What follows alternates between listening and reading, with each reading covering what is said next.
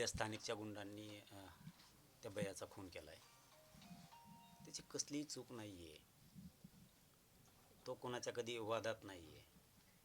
ते तिघंजण मित्र होते. त्यातला एका बांधवांना तर खूप मार आहे. एकांचा तर आमच्या ज्ञानेश्वर भैयाचं तर त्यांनी या गुंडांना जे परळीचं श्रेय त्याच्याकडून दिलं जातं, जे पाठबळ दिलं जातं, त्या परळीवाल्याचे हे गुंड इतके मस्तवलेत आणि इतके माजलेत ना, यांच्या माजांमुळं आज एक गोरगरिबाचं, या वाकडे परिवाराचं सोन्यासारखं लेकरू आज यांच्या नालायकपणामुळं, यांच्या गुंडगिरीपणामुळं त्याला जीव मुखावा लागला आहे.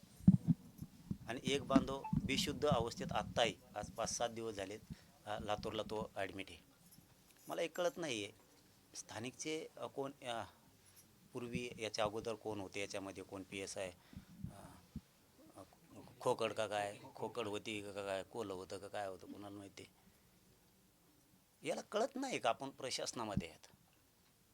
एका लेकराचा बळी गेला आहे, कुठल्या तरी आईबापाचं काळीच केलं आहे.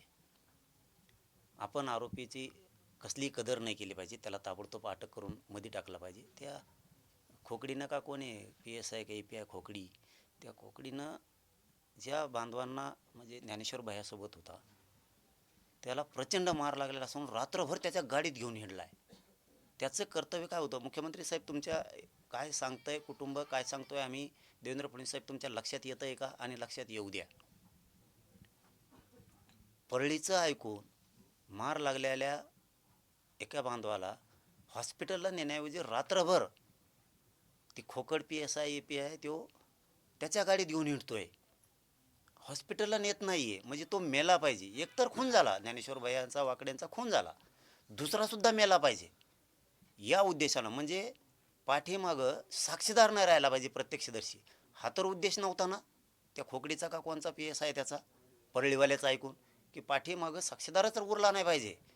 हा ज्ञानेश्वर भैया वाकडे हा तर मेलाच, त्याचा तर मर्डर केलाच, परंतु हा दुसरासुद्धा मेला पाहिजे, म्हणजे साक्षीदारच राहणार नाही. ही सुपारी तर घेतली नव्हती नाही. याची चौकशी मुख्यमंत्री साहेब तातडीनं निलंबित करून होणं खूप गरजेचं आहे. या कुठलं पोलीस स्टेशन इथं आंबेजोगाई ग्रामीणचा कोण PI आहे ना, गृहमंत्र्यांनी याच्याकडे बारकाईनं लक्ष दिलं पाहिजे, की यांनी एवढी मोठी चूक केली, एवढा मोठा अपराध केला आहे पोलीस प्रशासनात राहून, की एकाला मार लागल्याच्या नंतर हॉस्पिटलला नेण्याऐवजी रात्रभर घेऊन येणला. ह्यो 100% याच्यामध्ये दोषी आहे. एक, त्यांनी ताबडतोब काळजी घेतली असती तर ज्ञानेश्वर भैयाचा खून पण झाला नसता. त्याच्या निष्काळजीपणामुळं एक बळी गेला आहे. आणि याच खोकडीने का काय काय नाव त्याचं, खोकडे, हा नाव बी कुठून ठुलं येईन कुठून नाही. या खोकडीने आणखीन एक चूक केली मुख्यमंत्री साहेब, की याच्यात 10-15 लोकांनी मारलंय, तो आरोपीला पकडत नाही आणखीन सुद्धा. याच्यात 120B कलमसुद्धा नाही लावलाय, कारण सामूहिक कट होतोय. यांनी कट रचून ज्ञानेश्वर भैयाचा खून केला आहे. दुसरा बांधव बेशुद्ध अवस्थेत लातूरला पडू नये याचं कर्तव्य होतं पोलीस अधिकारी म्हणून, की आपण याला तातडीनं संशयतासह सगळ्यांना आरोपींना अटक करणं.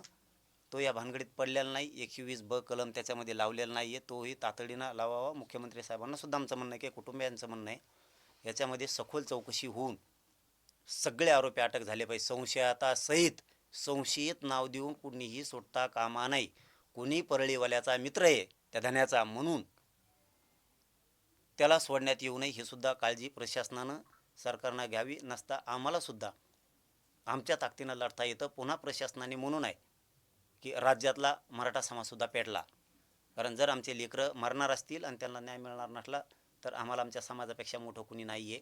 त्यामुळं तो PSI त्यांनी काय हलगर्जीपणा केला त्यालासुद्धा याच्यात घेतलं पाहिजे. दुसरा 120B कलम त्याच्यात लावणं खूप गरजेचं आहे.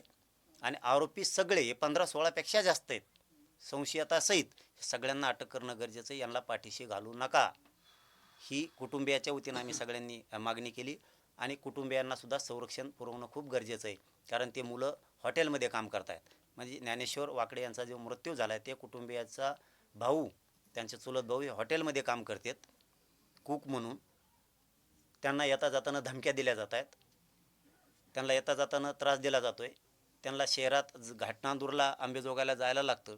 हे गरीब लोक आहेत, यांना जाणून बुजून हे गुंड त्रास देत आहेत. यांच्यावरती मोक्या अंतर्गत कारवाई करून पुढच्या काळात जर यांना त्रास दिला तर त्या सगळ्यांना मोक्यात सरकारनं आणि मुख्यमंत्र्यांना टाकावं आणि या कुटुंबाला तातडीनं संरक्षण देऊन या केसचा छडा लागेपर्यंत अधिकाऱ्यांना पूर्ण फ्रीडम दिला पाहिजे मुख्यमंत्र्यांनी, कारण त्यांच्यावरती कुठला दबाव येऊ नये. आणि तपास अधिकाऱ्यांवरती दबाव जर आला तर तपास अधिकाऱ्यांना आमचं जाहीर आव्हान, त्यांनी आम्हाला सांगावं दबाव कोण आणतो, त्याच्यासहित आम्ही जेलमध्ये घातल्याशिवाय सोडत नाही आहेत कोणाला. ही केस फास्ट ट्रॅक कोर्टामध्ये पण चालवावी, ही सुद्धा या कुटुंबाची मागणी आहे. सरकारी वकीलसुद्धा सरकारच्या वतीनं या कुटुंबियांना देण्यात यावा अशा. आणि याच्याही पलीकडचं कुटुंबियांना सांगतो की तुम्ही तुमच्या ज्या शंका आहेत, समस्या आहेत, त्या बीडच्या एस पी साहेबांना सांगा. बीडचे एस पी साहेब कोणाचीही कदर करणार नाहीत. आणि गृहमंत्र्यांचा सुद्धा त्याच्यात उल्लेख करा. तुमच्या ज्या मागण्या आहेत त्या मागण्याचा तुम्ही अर्ज एस पी साहेबांना करा. त्या पद्धतीनं तुमचा सगळा तपास आणि तुमच्या मागण्याची सगळी अंमलबजावणी करण्याची जबाबदारी आम्ही पण घेऊ. आणि आम्ही तुमच्या सोबत आहेत, कसलीही कुटुंबाने काळजी करू नका. या संदर्भात आपण काही मुख्यमंत्र्यांशी काही बोलणार काही? हो, कारण हे जरा मॅटर मला किचकट दिसतंय. जर पोलीस PSI खोकडी का काय तो जर तपास व्यवस्थित करत नसला, परळीवाल्याचा ऐकून दबाव आणणार असला, तर मुख्यमंत्र्यांना आम्हालाही त्यांच्या कानावरती टाकावं लागणार आहे. कारण माझं पहिल्यापासूनचा स्वभाव, इथं नोकऱ्या मिळत नाहीत, कोणाची नोकरी घालायची नाही, पण नोकरी मिळाल्यामुळं जर माझं असेल तर मला जिरवता येतो. आणि मी आत्तापर्यंत खूप जिरवलेले आहेत. त्यामुळं पुढच्या काळात तरी त्याचं ऐकून हे कोण खोकडी खाकडी हे कोण येते PSI FSI FI यांनी नीट राहावा. कारण तुमची जबाबदारी गोरगरिबांना न्याय देणं, गोरगरिबावर दहशत निर्माण करणं हे तुमचं काम नाही आहे. आणि तुम्ही ते काम करू नका. पण हे सगळं मुख्यमंत्र्याच्या कानावरती उद्या संध्याकाळपर्यंत 100% टाकलं जाणार आहे. पाटील, ही PM मध्ये हत्या आहे असं स्पष्ट झालेले, मात्र प्रथमतः या कुटुंबियांना ऍक्सिडेंटली आहे हा, अशी माहिती पोलीस प्रशासनाने कुटुंबाला दिली, असं कुटुंबाचं म्हणणं आहे. आणि त्याला जोडूनच एक असा प्रश्न आहे की कुटुंबाला त्या दिवशी सकाळी 8 पासून रात्री 8 पर्यंत गुन्हा दाखल होण्यासाठी ठिय्या आंदोलन पोलीस ठाण्यासमोर करावं लागलं. ही शोकांतिका आहे. फडणवीस साहेबांना आम्ही तेच वारंवार सांगतो, तुम्ही 10 दुसरे चांगले सांभाळा, गुंड सांभाळायचं थोडं बंद करा. अजितदादाच्या पक्षाकडून त्या परळीला त्याला न्याय दिला जातो, त्या धन्याला त्याच्याकडं बघितलं जातं, परंतु ते तुमचा आशीर्वाद घेऊन इकडं खुनं करतोय. गोरगरिबांच्या लेकरं कसे वाढवायचे, किती पोटाला चिमटा घेऊन आईबापांना ते लेकरं मोठे करावे लागते, ज्याच्या त्याला लेकरं माहीत असतात. फडणवीस साहेब, तुम्ही याची जाणीव ठेवा. अजितदादाच्या पक्षाने सुद्धा जाणीव ठेवली पाहिजे की ह्यो तिकडं पदाचा दुरुपयोग इकडं खुनं करण्यात करतो. बाकीचे मंत्री विकास करण्यासाठी मंत्रिपदं घेत आहेत आणि हे मंत्रिपदं खुनं जिरवण्यासाठी, गुंडगिरी जिरवण्यासाठी घेत आहेत. जर पोलीस प्रशासन या परळीवाल्याचं ऐकून जर तो खून असून अपघात दाखवत असले आणि PM रिपोर्ट जर सांगत असला की खून आहे, आणि पोलीस प्रशासन म्हणजे ती खोकडी काय आहे तेव्हा जर म्हणत असलं अपघात आहे, तर ही राज्याची फडणवीस साहेब ही तुमची शर्मेनं मान खाली घालण्याचं हे पोलीस प्रशासन चालवते. तुमचं नाव बदनाम होईल असं PSI जर परळीवाल्याचं ऐकून काम करत असला, तुम्ही जरा अजितदादाच्या पक्षानं आणि फडणवीस साहेबांनी जरा बळ द्यायचं थोडं कमी करा. लोक मारतील, मरतील गोरगरिबांचे लोक, आणि लोक सहन करतील तर करतील. एका दिवशी खूप मोठा उद्रेक होईल, हे फडणवीस साहेबांनी समजून घ्यावं. आणि पुढच्या काळात या कुटुंबाला, या वाकडे कुटुंबियाला 100% यांच्या जीवाला धोका आहे. मुख्यमंत्री साहेबांनी तातडीनं या कुटुंबाला संरक्षण देणं गरजेचं आहे. आणि त्या PIला सुद्धा जरा तपासात घ्या. आणि मी पण स्वतः मागणी करणार आहे ती. आणि मी एखाद्याच्या मागं लागलो की त्याची काडी लावतो. 100% मी एकदा मागं लागलो की मी सोडत नाही. कुटुंबियांनी त्यांना जो त्रास होतोय, ज्या मागण्या आहेत त्या उद्या SP साहेबाला आपल्या बीडच्या सांगा.